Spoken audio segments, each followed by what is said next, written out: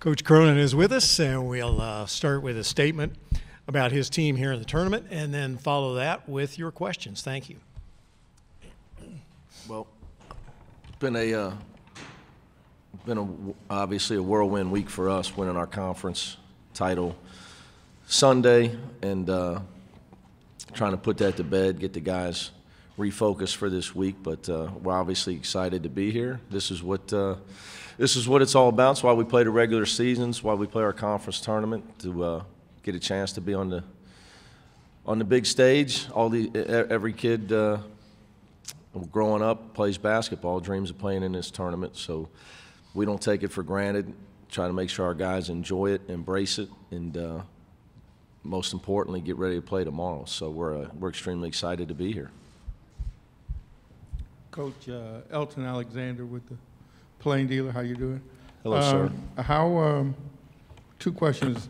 How long was the bus ride, and how surprised were you to see, or did you think it was possible that you would be here in Columbus? Bus ride was a little longer than it usually takes me to drive it in my car. My last trip was downtown's really nice. My daughter plays club volleyball, so that's an all-day event. If anybody doesn't have a daughter that plays club volleyball, it's an all-day event. So I walked around in between games. A beautiful day last May. So I was at the convention center. So I got to see downtown. So and to be honest with you, my father's in charge of all that stuff. I didn't even know Columbus was a site. Glad to be here, though. I also don't know what region we're in. I know we play Iowa, and I know Tennessee plays Colgate. And I mean that. It's just we've been really busy, the last couple of weeks. And, like I said, right now my daughter's in club volleyball. We've got a lot going on. So, but Columbus is a great city. We're happy to be here. Coach Ron McCurdy from USA Today Network, Ohio. How do you control the distractions? I mean, obviously, there's a lot goes on to this week, and how do you try to keep things as normal? I'm sure you want to keep things as normal as possible, but how do you go about doing that? Yeah, I think it's a great point. I think you got to realize there's a game at 12 o'clock Friday, and that's really what matters. And you got to have your mind on that. So, Coach Knight said a long time ago, the mental's 4-to-1 to the physical. And if you don't have your mind in the right place, you're not going to be at your best. And you're going to have to be at your best for anybody to win games in this tournament. Everybody's obviously we play Iowa. Fran's a great coach, a good friend of mine. They got a great team. So we talk about it a lot. You try to you hope your veteran guys understand that. I think we've been through some distracting things this year with the opening of our arena. The crosstown shootout is always a distractive situation with all the talk that goes around it. So hopefully our guys will be able to be focused. At this point, do you still get nervous yourself, and how do you temper that and handle that? I don't know if I would say nervous. I would say excited. I think if you're not excited to do what you do, I think no matter if you're a basketball coach or you're reporting to USA Today, you probably need to try to change your job because you only live one time. And I'm getting a little bit older, so I really believe in that now. So you got to be excited about what you do and appreciate it. So yeah, not nervous, but extremely blessed and excited to be here. I don't take it lightly. Don't take it for granted. Last time we played here, when did this building open? 2000. So we played here. So we were pulling in. My dad said, we finally played in a building you haven't played in. I said, you're wrong. My first NCAA tournament game in spring of 2004 with Murray State was here. So, and I didn't even remember that until we were pulling in the tunnel today. So, I was thinking back. I was riding in here with my former president, Dr. King Alexander, is the president now at LSU. So I get a chance to say hi to him, thank him for hiring me. But just really excited and appreciative. Always nervous, and then when I watch Iowa make threes on film, I get a lot more nervous. You're welcome.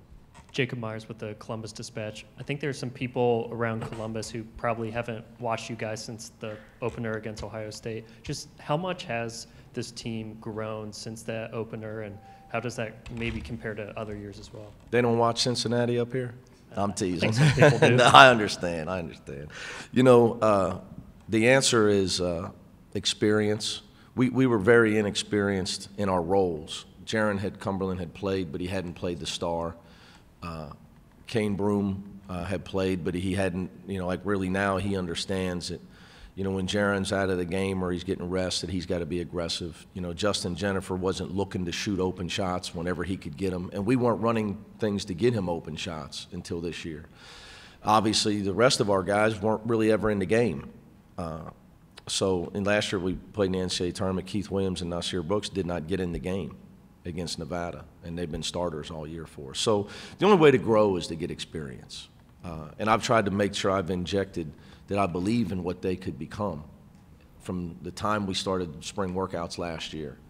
I think it's important. You know, if a kid, you know, you have to make sure your guys know you believe in them. And then I tell them all the time, you know, most important thing for young people, you got to believe in yourself. But you gain experience, and that helps you get better. And it's a hard thing for a guy for like a Nasir Brooks, the first time you're starting at this level, and to be as consistent as he and Trey Scott have been for us. So their growth as players is really the answer to your question.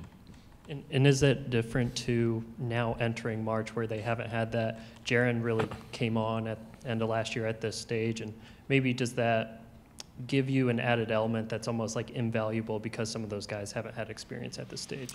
Tough to say. I mean, you know, I would say of all the added elements and the things that may go on Friday, I'll take made shots over all that stuff. You know, you can split atoms all you want, try to dissect what's going to happen.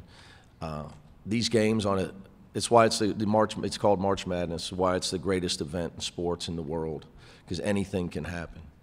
Whether it's UMBC or what happened to us last year, you know, anything can happen at any time. So what we've talked about since the end of the regular season is playing in one and out environments, and that you have no margin for error, and you have to know that when you're tying your shoes to get ready for the tournament, that if you lose, you're out. And that was our mentality going to the conference tournament. It worked well for us. So I think that, you know, you got to believe that you can win the tournament. Or at some point in the game, you may have to give up because you think, well, we're not going to win it anyway. So I think that the teams that have any advantage are the teams that think that they can win the whole tournament, and that if they don't win it, that they're not going to feel like they accomplished their goal. You might look at me and say, well, you guys are at Cincinnati or 7 seed, but I think that's the mentality. You know, I don't want my guys ever walking around thinking that they can't win the tournament. You know, we would, you know, whether we're playing Iowa or whoever's number 1 in the country this week, I don't know. Coach, 9th straight year for you here. Do you feel like it's gotten easier or harder? I feel like I'm getting older.